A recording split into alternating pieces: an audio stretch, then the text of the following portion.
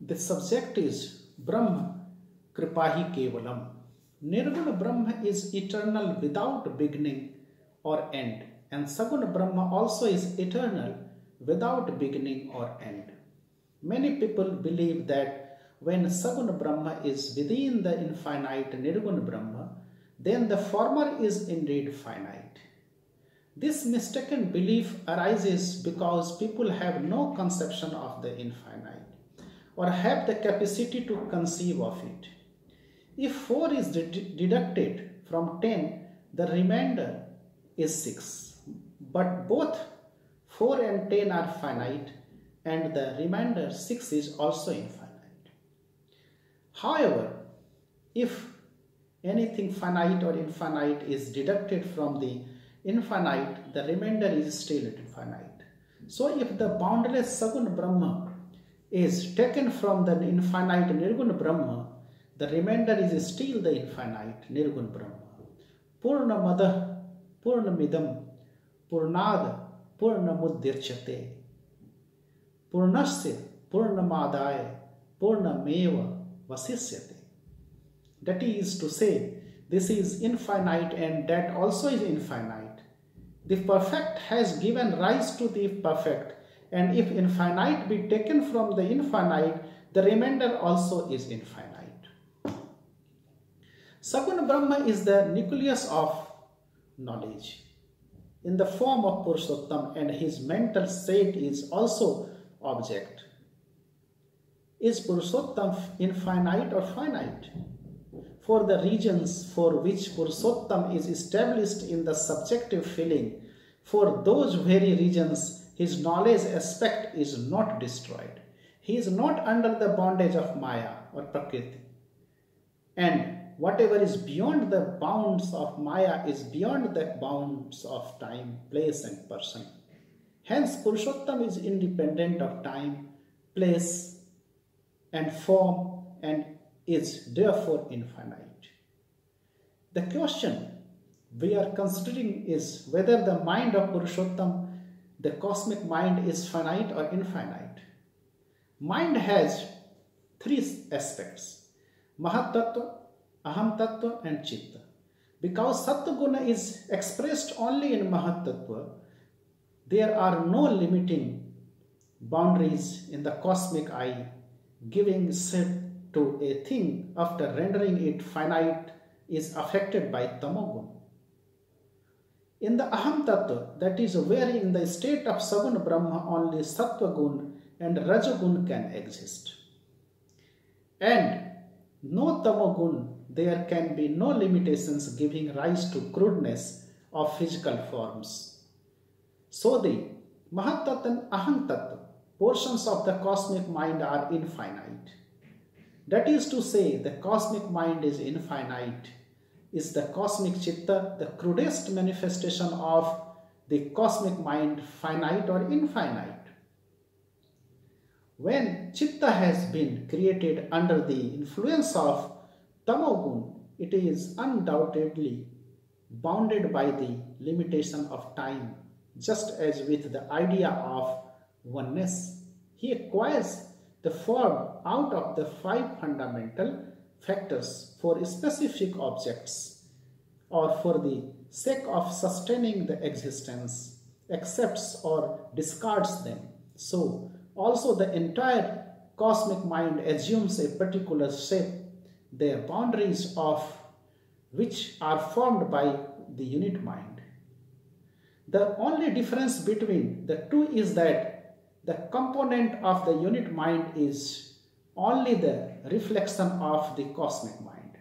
This twinkle mental world is the crude manifestation of the cosmic mind. The cosmic mind is the creator of the sublime form of the unit mind and forms the medium of the individual for feeling of pleasure or pain. Though this twinkle mental world is very large and extensive, it is not infinite because it is simply the collective evolution of the cosmic Chitta created by the help of Tamoguna. Without doubt, it is limited. Just as each of the planets, the stars and the heavenly bodies possess a particular shape, so also their sum total is not shapeless, because they are all the result of the mind stuff of the cosmic mind. One day, the scientist will also understand this reality and recognize the validity of the sage's words. This extremely vast cosmic mind stuff, which resembles the oval shape of the solar world, is known as Brahmand, or Anda means egg. Regardless of how vast it is, the visible universe is finite, but it is the potentiality of the cosmic mind also limited. When the cosmic mind stuff merges into the state of Nirgun Brahma, will the Sagun Brahma also attain moksha? No, it will not. Even though all the manifestations of the cosmic mind stuff are limited, the mind stuff is not finite. The origin of Sagun Brahma is beyond the limits of time. Whatever Sagun Brahma has done in the form of Prajapati, since eternity and without beginning, has accumulated never-ending sanskaras. The original actions of these reactions have not been performed by any individual finite mind stuff.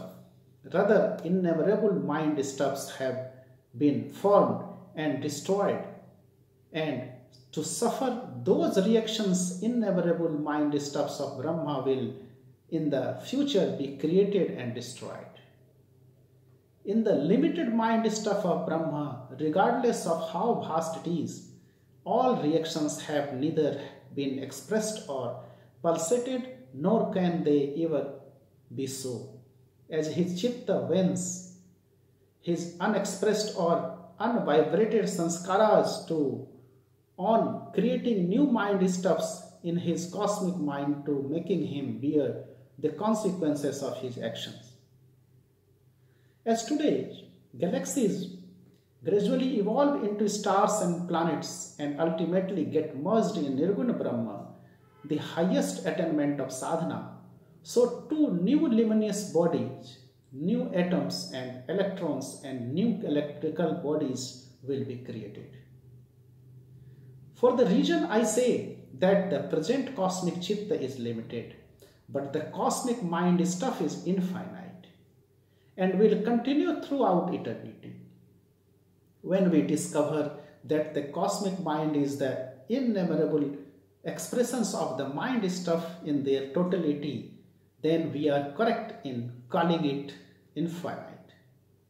Remember that your personality will also advance through transmutation like all other entities. The total existence of the cosmic mind will never occur. You have no cause to fear any final dissolution of the universe. Those who think that Brahma has something to gain by the attainment of emancipation by a living being are mistaken. What is the disease in the size of the cosmic mind stuff when one person attains supreme redemption? Again, that person will be created out of the unmanifested sanskaras. For the sake of reaping his sanskaras, Brahma continues to imagine and will continue throughout eternity. Brahma may be happy about the redemption of a unit living being, but it is no help to him in attaining salvation. It is expedient for human beings to be ever grateful to him, since by his grace he has equipped them with the requisites for sadhana. He constantly showers his grace without reservation, even on those persons who make no effort for salvation and who gradually degrade themselves. Even though you culminate Brahma and deny his existence, yet he will not be displeased with you. He will not thrust you on the path of destruction. His imposing countenance of forgiveness will forever remain, and he will forever go on directing you to the ways of salvation. Who else is your genuine friend and compassionate companion? Tameva mata cha pita tameva bandhuscha sakha tameva vidya dravinam tameva sarvam mama deva deva. Do not disregard this enlivening love of your supreme friend. Do not allow any of his gifts to go unused.